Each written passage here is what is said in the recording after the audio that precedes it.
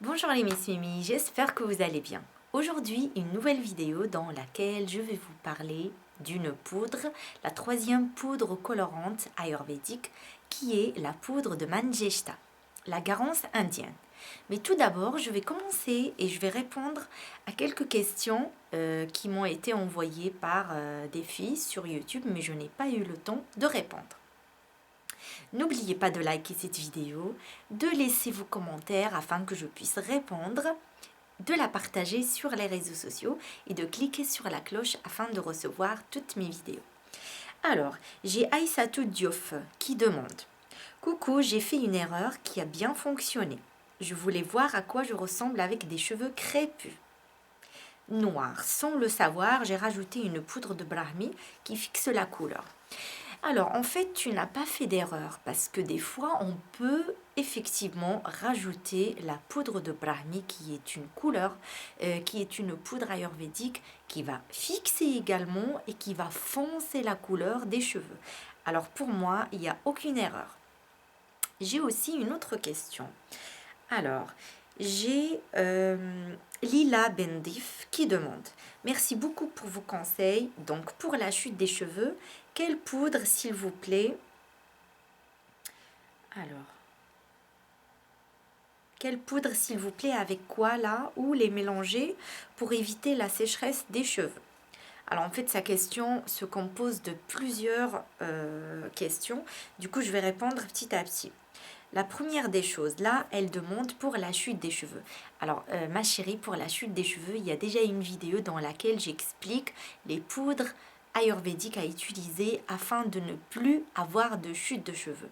Il faut également bien soigner ses cheveux, bien les traiter pour que les poudres ayurvédiques fonctionnent très bien.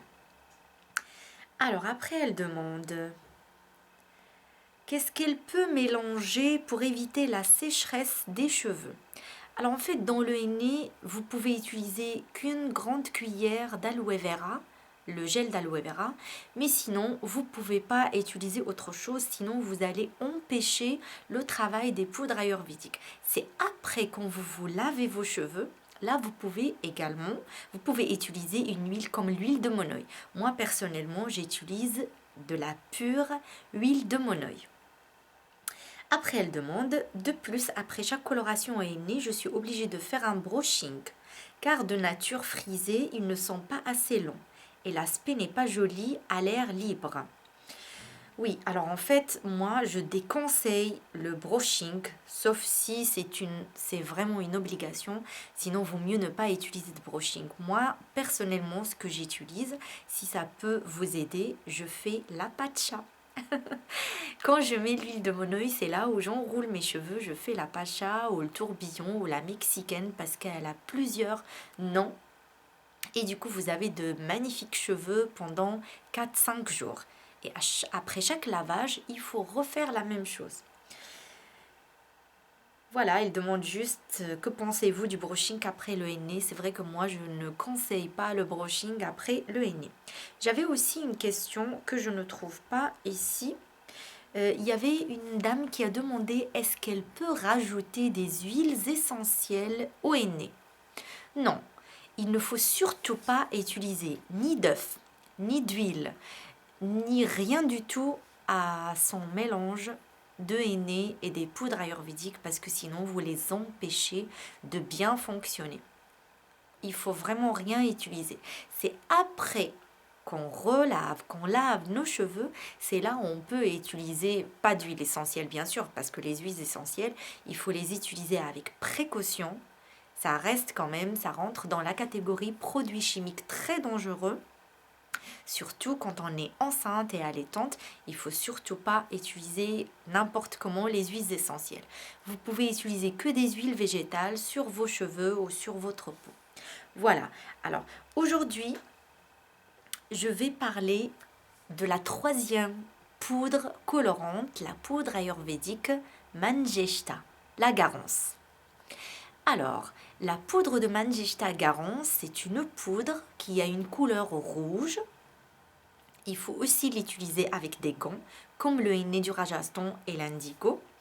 On peut l'utiliser pour des cheveux foncés, châtains, des cheveux châtains, des cheveux foncés à brun, comme les miens par exemple, à noir. On peut également les utiliser pour les cheveux blancs et on peut les utiliser pour les cheveux blonds, les cheveux très clairs. Mais je vais expliquer étape par étape. Alors, pour les cheveux foncés, les cheveux noirs, les cheveux bruns, la poudre colorante ayurvédique Manjeshta ou la Garance va donner une couleur rouge vif à acajou, selon l'origine de vos cheveux et comment vous traitez vos cheveux, comment vous les lavez, quels sont les produits que vous utilisez auparavant sur vos cheveux. Si vos cheveux sont pleins de produits chimiques, il faut toujours, comme je le dis toujours, il faut commencer par détoxifier vos cheveux. Il faut utiliser de l'argile, une argile qui est adéquate et qui est adaptée à vos cheveux avant l'utilisation de n'importe quelle poudre. Alors dans notre cas d'aujourd'hui, la poudre de Manjeshta, on peut l'utiliser pour des cheveux foncés, bruns, à châtain, et elle va donner une couleur rouge vif à acajou, selon l'origine de vos cheveux. Par la suite, pour les cheveux blancs, si on l'utilise sur des cheveux, par exemple des cheveux noirs, mais on a des cheveux blancs, on a des racines blancs, elle va les colorer un tout petit peu. Mais elle ne va pas les colorer comme le henné du Rajasthan parce qu'elle est vraiment différente. Il n'y a que le henné du Rajasthan qui colore les cheveux blancs en rouge pour donner, par la suite, pour laisser l'indigo bien travailler. Alors pour les cheveux blonds, elle va donner juste des reflets. Pour les femmes qui ont des cheveux clairs, les cheveux blonds, elle va donner également des reflets. On peut l'utiliser sur leurs cheveux, ça craint vraiment rien, ça va donner des reflets magnifiques. Pour les cheveux châtain, on va dire châtain moyen, châtain clair. Là, elle va aussi donner des reflets qui vont aller du rouge vif jusqu'à une couleur acajou. Elle peut aussi donner la couleur auburn. Vous savez, la couleur auburn, c'est une couleur aussi qui est très très jolie. Il faut savoir qu'avec la poudre de Manjeshta Garance, on est obligé de l'utiliser plusieurs fois. La première fois, en l'utilisant, elle va donner des reflets.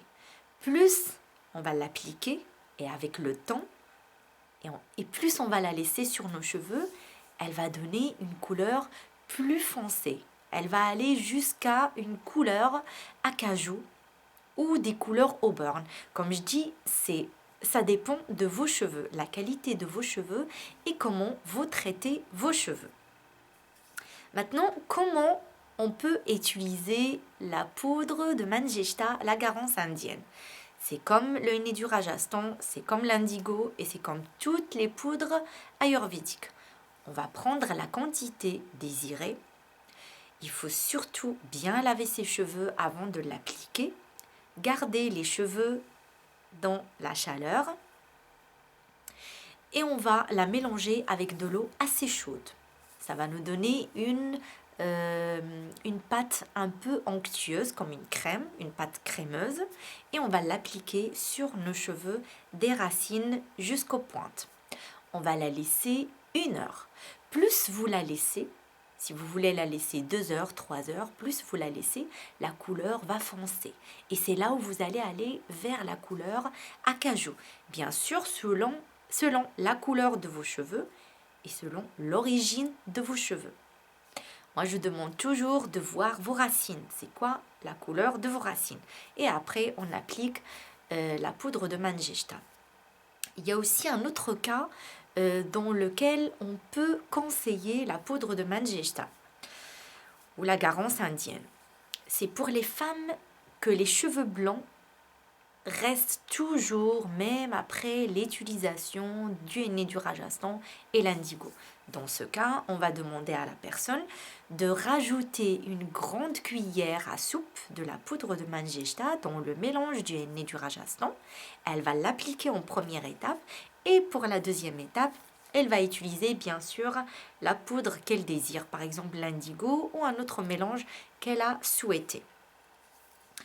Il faut savoir aussi que les poudres de Manjeshta, il y en a plein, il y a plusieurs qualités et on a tous les prix. Dans ce cas, il faut, comme je vous le dis toujours, il faut choisir quelqu'un qui vend vraiment de très bonnes poudres. Il faut toujours acheter des poudres de qualité. Il faut que la poudre de Manjeshta ne soit pas mélangée. Il faut qu'elle soit pure. C'est toujours marqué sur le packaging, c'est marqué pour les ingrédients, il faut que ça soit Manjeshta, garance indienne, 100% naturel. Sinon, il ne faut pas l'utiliser parce que des fois, elle est mélangée avec d'autres poudres. Il faut surtout pas acheter aussi, vous savez, les colorations où c'est marqué... vous savez, pour avoir par exemple la couleur acajou, des fois on a de mélanges de plantes. Ils disent qu'ils vont nous donner la couleur acajou, mais par la suite on a des surprises. Ça ne donne jamais la couleur désirée. Il faut toujours avoir la poudre Manjeshta 100% naturelle. Et par la suite, c'est à vous de faire le nécessaire pour avoir la couleur désirée. Il faut savoir aussi que la couleur acajou qu'elle donne, pour les filles qui cherchent le rouge, qui cherchent l'acajou, qui cherchent la couleur bordeaux, elle va jamais donner la même couleur que si on colore chimiquement. C'est vraiment des reflets naturels et c'est très très joli et magnifique. Il faut savoir qu'aussi la poudre de Manjeshta n'est pas qu'une poudre colorante. C'est une poudre ayurvédique à part qu'elle est colorante, c'est une poudre ayurvédique soignante. Elle va soigner vos cheveux, c'est-à-dire même vous les femmes qui n'ont pas envie d'avoir une couleur acajou, elles peuvent utiliser pendant 30 minutes sur leurs cheveux la poudre de Manjeshta afin d'avoir des cheveux sublimes et très jolis. Pourquoi?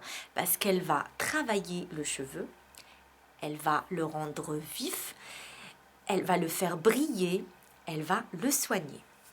On conseille également la poudre de Manjeshta pour le visage. Si vous voulez avoir un peu d'éclat sur vos cheveux et de la brillance, vous pouvez utiliser 30 minutes la poudre de Manjeshta. Attention, elle laisse une couleur des fois rouge sur les peaux très très claires. Il ne faut pas la laisser plus que 10 minutes. Et pour les femmes qui ont le visage brun, qui ont une couleur foncée, elles peuvent la laisser jusqu'à 20 minutes. Après, on la rince et on l'applique toujours avec un pinceau et on met toujours des gants parce que c'est une couleur, c'est une poudre colorante. Elle va teindre sur vos ongles et sur vos mains comme le henné du Rajasthan et la poudre d'indigo. On la conseille également pour les femmes qui ont une peau acnéique. Elle est très très efficace pour les boutons. Elle est également très efficace pour les taches brunes, les taches de grossesse et les taches de soleil. Comment l'appliquer pour ce cas? Dans ce cas, si vous avez de l'acné, il faut l'appliquer en la mélangeant avec de l'eau assez chaude ou avec de l'eau de la fleur d'oranger ou de l'eau de rose, la pure bien sûr, et vous l'appliquez sur votre visage en évitant les cernes, le contour des yeux et on la laisse 20 minutes et on rince. Mais comme aujourd'hui je parle surtout des cheveux, je ne vais pas rentrer vraiment dans les détails par rapport au visage. Je ferai par la suite des vidéos concernant tout ce qui est acné, tout ce qui est problème de peau, tout ce qui est cernes, tout ce qui est taches. Des fois les femmes ils ont de la coupe rose, les petits, vous savez des fois on a des petits grains blancs sur la peau qui vient aussi du stress. Je parlerai par la suite et j'expliquerai avec les poudres ayurvédiques comment éviter tout cela. Alors, j'espère que cette vidéo va vous aider et pour les filles qui ont envie d'avoir encore plus de réponses à leurs questions, n'hésitez pas de me laisser vos questions, je répondrai avec un grand plaisir. N'oubliez pas de vous abonner à ma chaîne Miss Mimi, de liker cette vidéo, de la partager sur les réseaux sociaux et laissez vos commentaires, je suis là pour répondre à vos questions. Bisous!